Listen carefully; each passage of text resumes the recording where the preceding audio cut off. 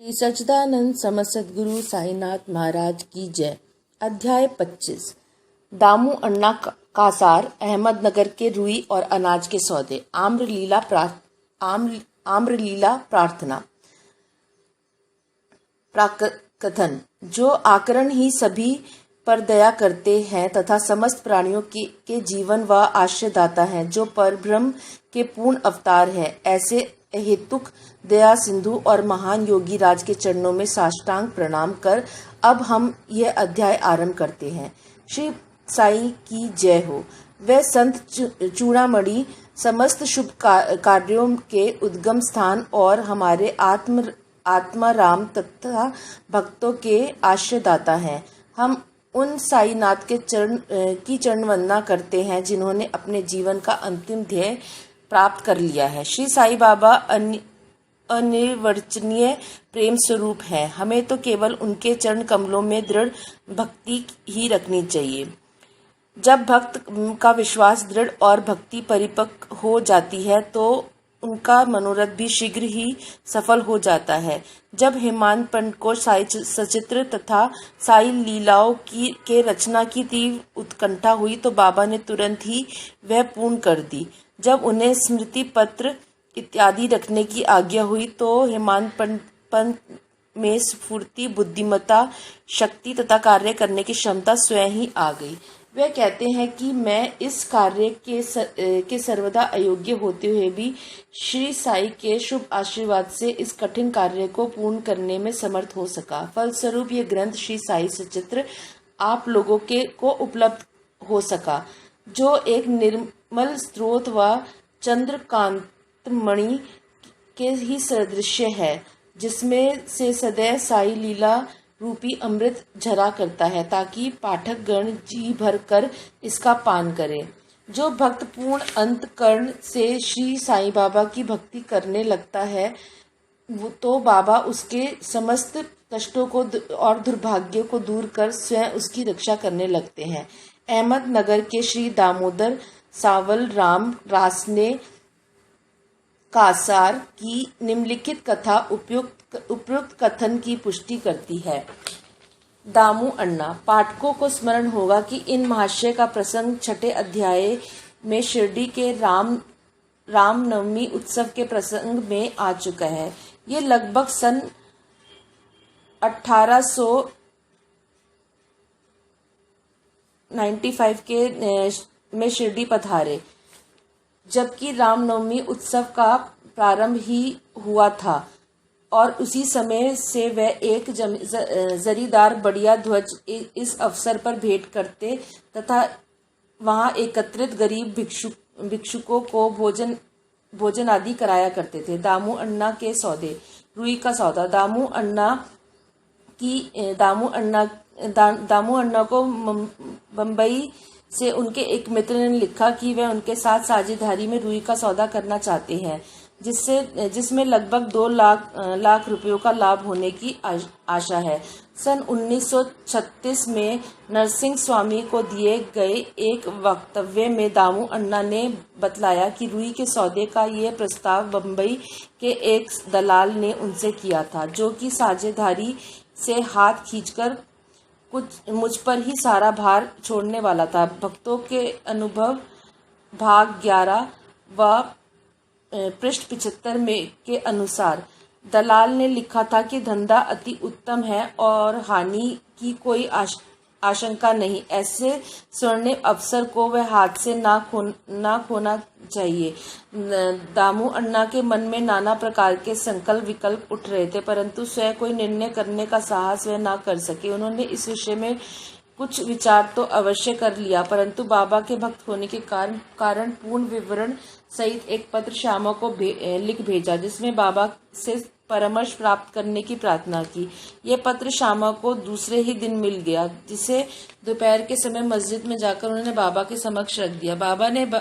श्यामा से बाबा ने पत्र के संबंध में पूछताछ की, परंतु उत्तर में श्यामा ने कहा कि अहमदनगर के दामू अन्ना कासार आपसे कुछ आज्ञा प्राप्त करने की प्रार्थना कर रहे हैं। बाबा ने पूछा कि वह इस पत्र में क्या लिख रहा है और उसने क्या योजना बनाई है। मुझे तो ऐसा प्रतीत होता है कि वह आकाश को छूना चाहता है। उसे जो कुछ भी भाग्य कृपा से प्राप्त है वह उसे संतुष्ट नहीं है। अच्छा, पत्र पढ़कर सुनाओ। श्यामा ने कहा, जो कुछ आपने अभी कहा वही तो पत्र में भी लिखा हुआ है। हे देवा, आप यहाँ शांत और स्थिर बैठे रहकर भी भक्तों को उद्विग्न कर देते हैं, और जब वे अशांत हो जाते हैं तो आप उन्हें आकर्षित कर किसी को प्रत्यक्ष तो किसी को पत्रों द्वारा यहाँ खींच लेते हैं। जब आपको पत्र का आशय विदित ही है तो फिर मुझे पत्र पढ़ने को क्यों विवश कर रहे हैं? बाबा कहने लगे कि श्यामा, तुम तो पत्र पढ़ो, मैं तो ऐसे ही अनाप शनाप बकता रहता हूँ, मुझ पर कौन विश्वास करता है। तब श्यामा ने पत्र पढ़ा और बाबा उससे ध्यानपूर्वक सुनकर चिंतित हो कहने लगे कि मुझे ऐसा प्रतीत होता है कि सेठ दामू अन्ना पागल हो गया है। उसे लिख दो कि उसके घर किसी वस्तु का अभाव नहीं है, इसलिए उसे आधी रोटी में ही संतोष कर लाखों के चक्कर से दूर रहना चाहिए। श्यामा ने उत्तर लिखकर भेज दिया। जिसकी प्रतीक्षा उत्सुकता पूर्वक दामू अन्ना कर रहे थे। वह पत्र पढ़ते ही लाखों रुपए के लाभ होने की उनकी आशा पर पानी फिर गया। उन्हें उस समय ऐसा विचार आया कि बाबा से परामर्श कर उन्होंने भूल की है, परंतु श्यामा ने पत्र में संकेत कर दिया था कि देखने और सुनने में फर्क हुआ करता है, इसलिए शेखर तो यही होगा कि वह स्वयं शिरडी आकर बाबा की आज्ञा प्राप्त करे। बाबा से स्वयं अनुमति लेना उचित समझकर वह शिरडी आए। बाबा के दर्शन कर उन्होंने चरण सेवा की, परंतु बाबा के सम्मुख सौदे वाली बात करने का साहस न कर सके। उन्होंने संकल्प किया कि यदि उन्होंने कृपा कर दी तो इस सौदे में से कुछ लाभांश उन्हें भी अर्पण कर दूंगा। यद्यपि ये विचार दामू अन्ना बड़ी गुप्त रीति से अपने मन में कर रहे थे, तो भी त्रिकालदर्शी बाबा से क्या छुपा रह सकता था। बालक तो मिष्ठान मांगता है, परंतु उसकी माँ उसे कड़वी औषधि देती है, क्योंकि मिठाई स्वास्थ्य के लिए हानिकारक होती है, और इस कारण वह बालक के कल्याणार्थ उसे समझा बुझाकर कड़वी औषधि पिला दिया करती है। बाबा एक दयालु माँ के समान थे। वे अपने भक्तों का वर्तमान और भविष्य जानते थे, इसलिए उन्होंने दामू अन्ना के मन की बात जानकर कहा कि बापू, मैं अपने को इस सांसारिक झंझटों में फंसाना नहीं चाहता। बाबा की अस्वीकृति जानकर दामू अन्ना ने यह विचार त्याग दिया। अनाज का सौदा। तब उन्होंने अनाज, गेहूं, चावल आदि अन्य वस्तु का धंधा आरंभ करने का विचार किया। बाबा ने इस विचार को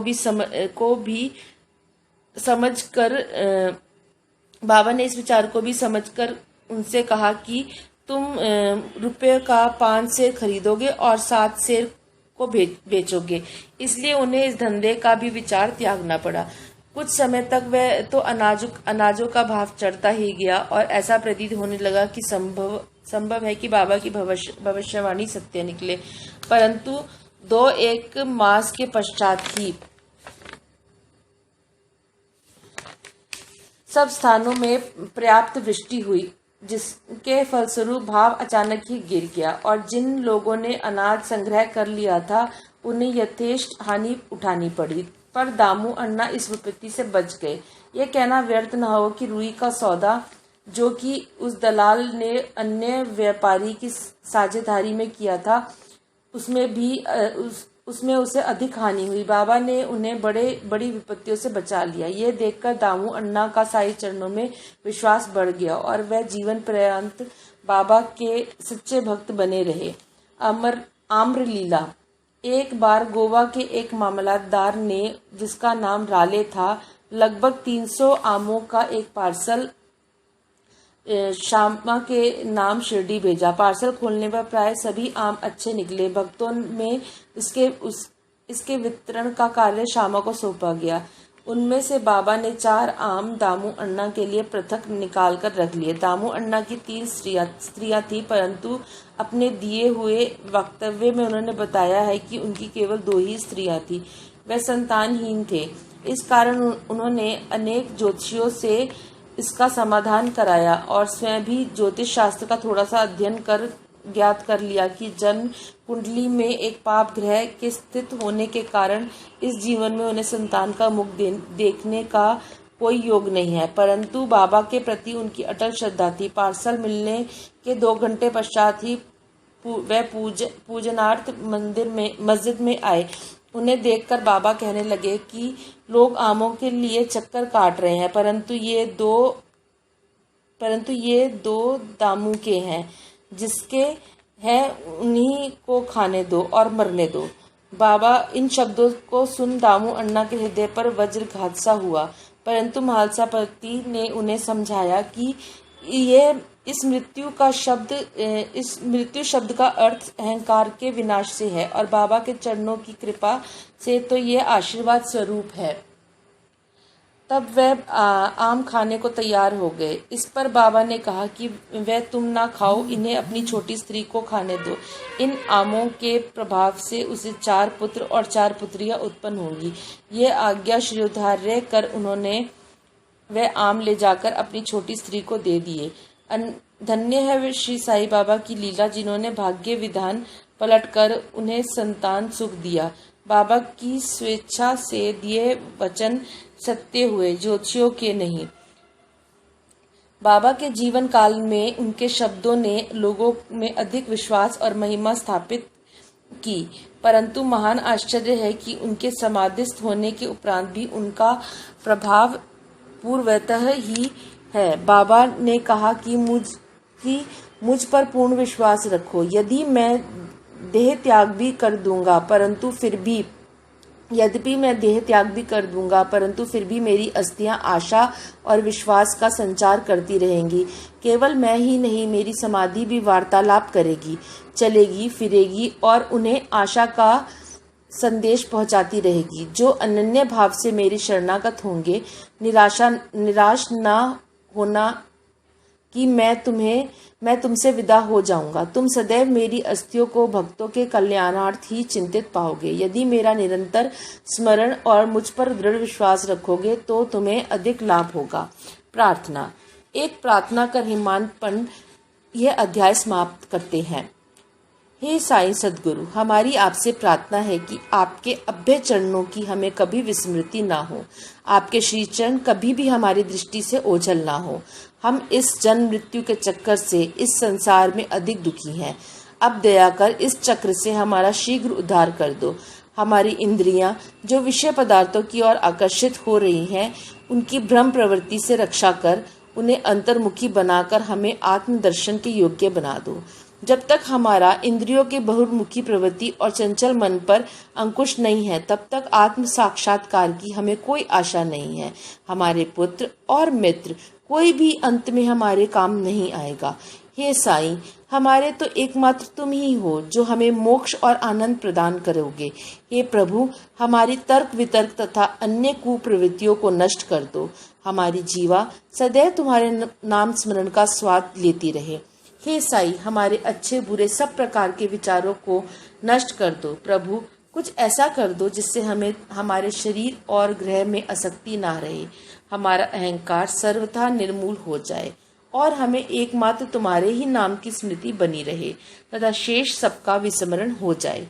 हमारे मन की अशांति को दूर कर इसे स्थिर और शांत करो। हे साईं, यदि तुम हमारा हाथ अपने हाथ में ले लोगे तो अज्ञान रूपी रात्रि का आवरण शीघ्र दूर हो जाएगा और हम तुम्हारे ज्ञान प्रकाश में सुखपूर्वक विचरण करने लगेंगे। यह जो तुम्हारा लीलामृत पान करने का सौभाग्य हमें प्राप्त हुआ है तथा जिसने हमें अखंड निद्रा से जागृत कर दिया है, ये तुम्हारी ही कृपा और हमारे गत जन्मों के शुभ कर्मों का ही फल है।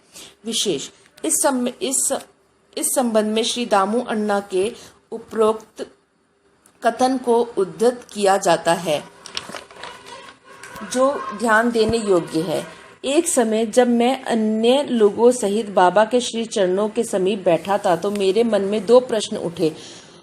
उन्होंने उनका उत्तर इस प्रकार दिया। पहला, जो जन समुदाय श्री साई के दर्शनार्थ शिरडी आता है, क्या उन सभी को लाभ पहुंचता है? इसका उन्होंने उत्तर दिया कि बौर लगे आम वृक्ष की ओर देखो। यदि सभी बौर फल बन जाएं तो आमों की गणना भी ना हो सकेगी, परंतु क्या ऐसा होता है? बहुत से बौर झरकर गिर जाते हैं, कुछ फले और बड़े भी तो आंधी के झकोरों से गिरकर नष्ट हो जाते हैं, और इनमें से भी कुछ शेष रह जाते हैं। दूसरा प्रश्न के और उनमें से कुछ ही शेष रह जाते हैं। दूसरा प्रश्न मेरे स्वयं के विषय में था। यदि बाबा ने निर्वाण ले लिया तो मैं बिल्कुल ही निराश्रित हो जाऊंगा, तब मेरा क्या होगा? इसका बाबा ने उत्तर दिया कि जब और जहां भी तुम मेरा स्मरण करोगे, मैं तुम्हारे साथ ही रहूंगा। इन वचनों को उन्होंने सन 1918 के पूर्व भी निभाया और सन 1918 के पश्चात आज भी निभा रहे हैं। वह अभी भी मेरे ही साथ रहकर मेरा पथ प्रदर्शन कर रहे हैं। ये घटना लगभग सन 1910 से 11 की है। उसी समय मेरा भाई मुझसे पृथक हुआ और मेरी बहन की मृत्यु हो गई। मेरे घर में चोरी हुई और पुलिस जांच पड़ताल कर रही थी। इन्हीं सब घटनाओं ने मुझे पागल सा बना दिया था। मेरी बहन का स्वर्गवास होने के कारण मेरे दुखों का पारावार ना रहा। जब मैं बाबा की शरण गया तो उन्होंने मधुर उपदेशों से मुझे सांत्वना देकर अप्पा कुलकर्णी के घर पूरन पोली खिलाई तथा मेरे मस्तक पर चंदन लगाया। जब मेरे घर चोरी हुई और मेरे ही एक 30 वर्षीय मित्र ने मेरी स्त्री के गहनों का संदूक, जिसमें मंगलसूत्र और नथ आदि थे, चुरा लिए, तब मैंने बाबा के चित्र के समक्ष रुदन किया और उसके दूसरे ही दिन वह व्यक्ति स्वयं गहनों का संदूक मुझे लौटाकर क्षमा प्रार्थना करने लगा। श्री सद्गुरु साईनाथ अर्पणस्तु। शुभम भवतु। श्री सच्चिदानंद समस्त सद्गुरु साईनाथ महाराज की जय।